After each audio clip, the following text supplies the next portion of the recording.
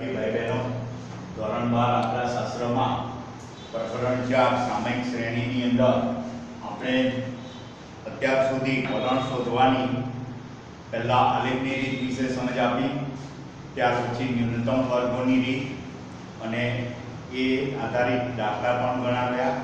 હવે વલણ શોધવા માટેની આ ત્રીજી રીત છે ચલિત સરેરાશની રીત. એના વિશે સમજ આપું છું. ત્યાર પછી એ ચલિત સરેરાશની રીત એનો ઉપયોગ દાખલા ગણવા માટે કઈ રીતે કરવાનો એની પણ વાત કરવાની છે. એટલે આ ચલિત સરેરાશની રીત વિશે આજે આપણે વાત કરીએ. જે વલણ શોધવા માટે તમારે સામયિક શ્રેણીનું વલણ તમને એવું કહેશે 3 વર્ષની ચલિત સરેરાશને આધારે મેળવો. નીચે આપેલી સામયિક શ્રેણીનું 5 વર્ષની ચલિત સરેરાશના આધારે વલણ મેળવો.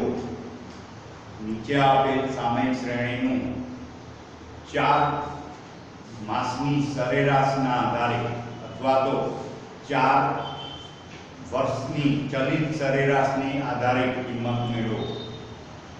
આવી રીતે કહે છે 5 વર્ષની ચલિત સરેરાશના આધારે કિંમત મેળવો. તો આ રીત એમાં ઉપયોગ બનશે. તો આ ચલિત સરેરાશની રીત એના વિશે વાત કરીએ તો ખાસ કરી અને જે ટૂંકા ગાળાની વધઘટો હોય છે એ ટૂંકા ગાળાની વધઘટોની અસરને દૂર કરી અને વલણ નક્કી કરવા માટે આ ચલિત સરેરાશની રીત ખૂબ જ ઉપયોગી નીવડે. ખાસ ધ્યાન રાખજો કે ટૂંકા ગાળાની વધઘટોની અસર દૂર કરી વલણ શોધવા માટે આ ચલિત સરેરાશની રીત એ ખાસ ઉપયોગી બને છે. એટલે ટૂંકા ગાળાની અસરો દૂર થાય છે. બરાબર. હવે ટૂંકા ગાળાની જે હોય છે અસરો એનો પુનરાવર્તનનો સમય એની આપણે શું કરવું પડે? જાણકારી મેળવવી પડે. અને એ જાણકારી મેળવી અને એ અનુરૂપ સમયના અવલોકનોની સરેરાશ શોધવામાં આવે. અને આ સરેરાશ કિંમત એમાં આપણે એ કેન્દ્ર સ્થાને એ મૂકવાની હોય. અને એ સરેરાશની કિંમત કેન્દ્ર સ્થાને હોય છે એટલે અલ્પકાલીન વધઘટની અસરથી મુક્ત થયેલી કિંમતો આપણને મળે. અને જે સરેરાશ મેળવીશું એ આપણને ચલનું વલણ એમાં દર્શાવશે. હવે ધારો કે આપણા સામયિક શ્રેણીના સમય t 1 થી n સુધી છે. ભલે મેં અહીંયા 1 થી 9 સુધી લખ્યા પણ આવી રીતે 1 થી 9 સુધીના સમય છે. 1 થી n સુધીનો સમય t છે અને એ સમય t પર આધારિત ચલની કિંમતો. બરાબર. એટલે એ ચલની કિંમતો અહીંયા y1 y2 n હોય ધારો કે n સુધી તો yn સુધી એ ચલની કિંમતો છે. બરાબર. એટલે પહેલો સમય, હવે સમય વર્ષ માસ કે જે કંઈ હોય તમારા રીતે સમયના આ રીતે ક્રમ આપી દેવાનો. પછી એની કિંમતો તમને આપી દેશે. અહીંયા મેં y1 y2 y3 એ રીતે લખી ગઈ પણ અહીંયા 5 10 15 17 18 એવી સંખ્યા હશે. બરાબર. હવે તો એની અંદર ધારો કે પહેલા એવું કહ્યું હોય ચક્રીય વધઘટનો ગાળો 3 વર્ષનો હોય. એટલે તમને એવું કહ્યું હોય 3 વર્ષની ચલિત સરેરાશની રીતે કિંમત શોધો. તો તમારે શું કરવાનું? આ ત્રણેયની કિંમતોનો પહેલી 3 કિંમતો y1 y2 y3 એ ત્રણેયનો સરવાળો મૂકવાનો. હવે આ ત્રણની અંદર કેન્દ્ર સ્થાને કયું છે? y2. એટલે બીજા સ્થાન y ની એટલે કે ચલની બીજા કિંમત એ કેન્દ્ર સ્થાને એટલે ત્રણેયનો સરવાળો. બરાબર. આ ત્રણેયનો સરવાળો કરીએ જે એનું કેન્દ્ર સ્થાન તો આ બીજી કિંમત છે. તો ત્યાં આગળ આપણે એ સરવાળો y1 y2 y3 એ સરવાળો કરીએ.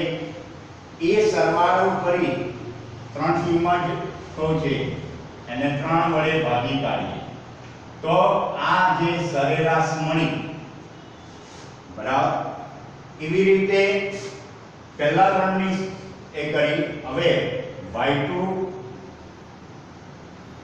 બીજી ત્રણ પહેલી ત્રણનો સરવાળો કર્યો પછી બીજી ત્રણ એટલે y2 y3 y4 આ ત્રણનો સરવાળો કરીશું હવે આ ત્રણનો તો એનું કેન્દ્ર સ્થાન ત્રીજી કિંમત છે તો અહીંયા આગળ y2 y3 y4 ભાગ્યા 3 હવે આ ત્રણેયનો સરવાળો કરી તમે 3 વડે ભાગશો એવી રીતે શું થશે કે y2 y3 y4 હવે ત્રીજી આ ત્રણનો સરવાળો કરીશું y3 y4 y5 બરાબર હવે અહીંયા પહેલાની કિંમત એ ત્યાં આગળ લખાશે નહીં કારણ કે આ ત્રણનો સરેરાશ કેન્દ્ર સ્થાન બીજું છે એટલે બીજી કિંમત ઉપર એટલે આ સ્થાન ખાલી રહેશે હવે અહીંયા જેવી રીતે પહેલું સ્થાન ખાલી રહ્યું તો તમને જે કિંમત આપેલી હોય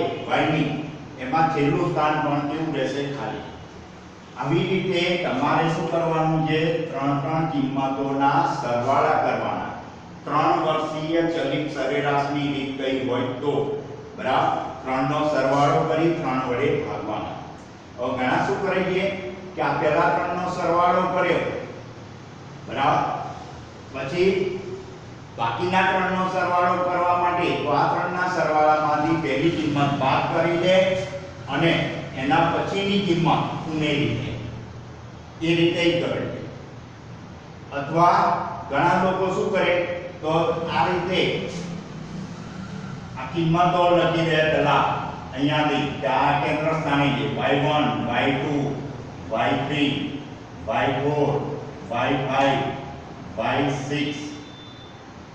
y7 ધારો કે છેલ્લી કિંમત 9 છે તો આ રીતે લખી દે કારણ કે 7 8 9 આટલે સુધી આવશે હવે y1 y2 y3 y4 હવે y1 y2 y3 બરાબર એટલે કે પહેલી બીજી ત્રીજી કિંમત હવે અહીંયા y1 y2 y3 એ તમારે પેન્સિલથી લખી દો અથવા આ ત્રણ કિંમતો પહેલી ત્રણ લીધી પછી બીજી કિંમતથી તો બીજી ત્રીજી અને ચોથી કિંમત બરાબર પછી ત્રીજી ચોથી પાંચમી કિંમત ચોથી પાંચમી છઠ્ઠી કિંમત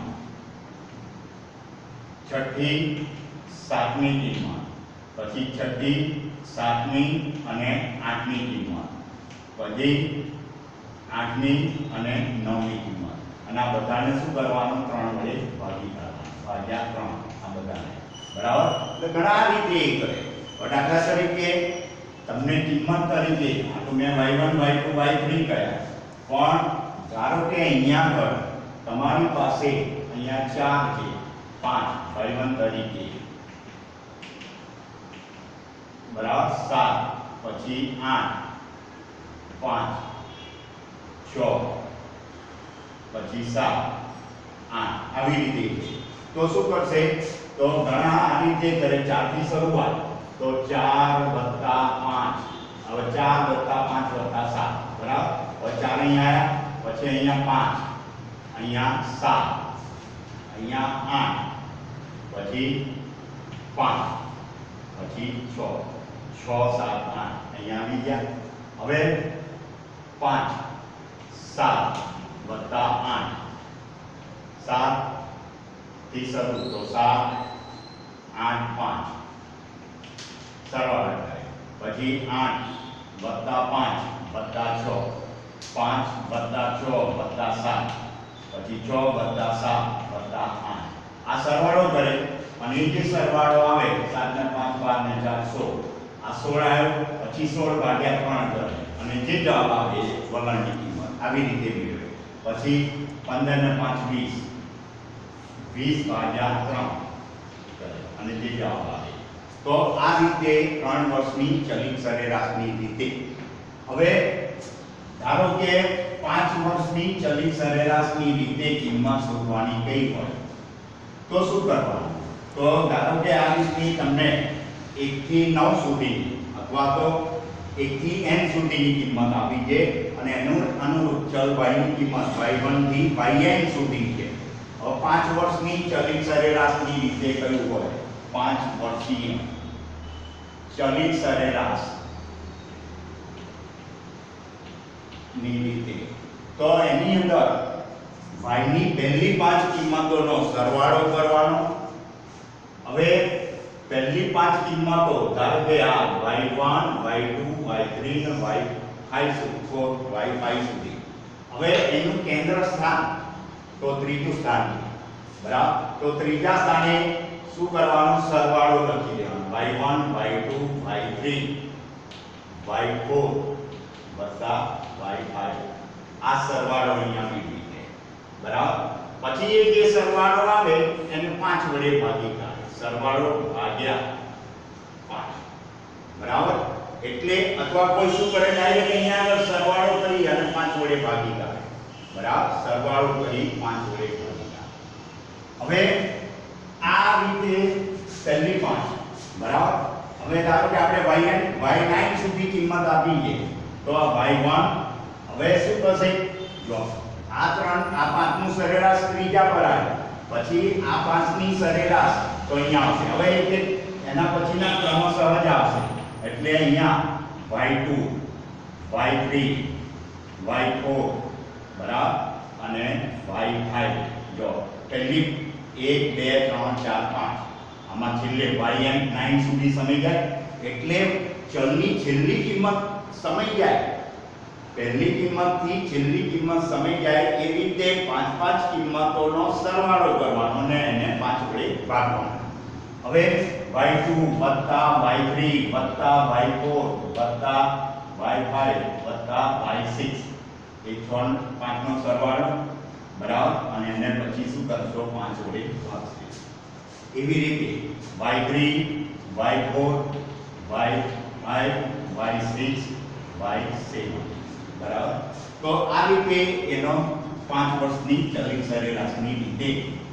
હવે ધારો કે એની કિંમતો આપણને આપી છે 2 3 પછી 4 અહીંયા આગળ 6 7 પછી 8 9 10 આવી કિંમતો છે ધારો કે. તો આ પહેલી 5 1 2 3 4 5 બરાબર. આ 5 નો સરવાળો તેમાં કેન્દ્ર સ્થાન ચોથું છે તો તમારે અહીંયા આગળ બરાબર. એટલે ત્રીજી કિંમત આ ત્રણનો પહેલા 5 વર્ષની સરેરાશ એમાં કેન્દ્ર સ્થાન કયું આવ્યું? ત્રીજું. તો ત્રીજી કિંમતની સામે એ પાંચેયનો સરવાળો 2 3 4 6 7 અને એ સરવાળો કરી 5 વડે ભાગી કાઢો. હવે તો 2 થી શરૂઆત કરી અહીંયા. હવે એના પછી 3 અહીંયા 4 પછી 6 પછી 7 આ રીતે લખશે બરાબર. આ કિંમતો y ની આપેલી છે. હવે 3 વત્તા 4 વત્તા 6 વત્તા 7 વત્તા 8 થઈ ગઈ 5 કિંમતો. ક્રમશઃ 5 કિંમતો લેવાની. પછી 4 6 7 8 9 પછી 6 7 8 9 બરાબર. 6 7 8 9 અને 10 આ રીતે સમય ગઈ 5 કિંમતો. હવે બધાને શું કરી દેવાનું? 5 વડે ભાગવાનું.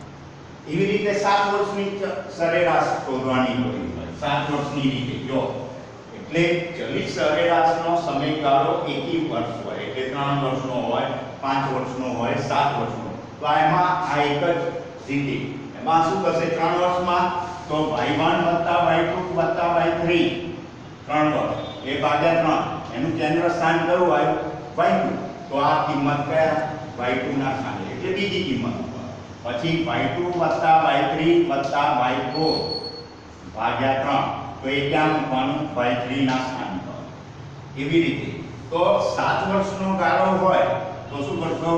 y ની 7 કિંમતો ધારો કે પહેલી કિંમત y1 બીજી કિંમત y2 ત્રીજી કિંમત y3 ચોથી કિંમત y4 y5 y6 અને y7 આ સાતેયનો સરવાળો કરશો અને એને 7 વડે ભાગવાનો.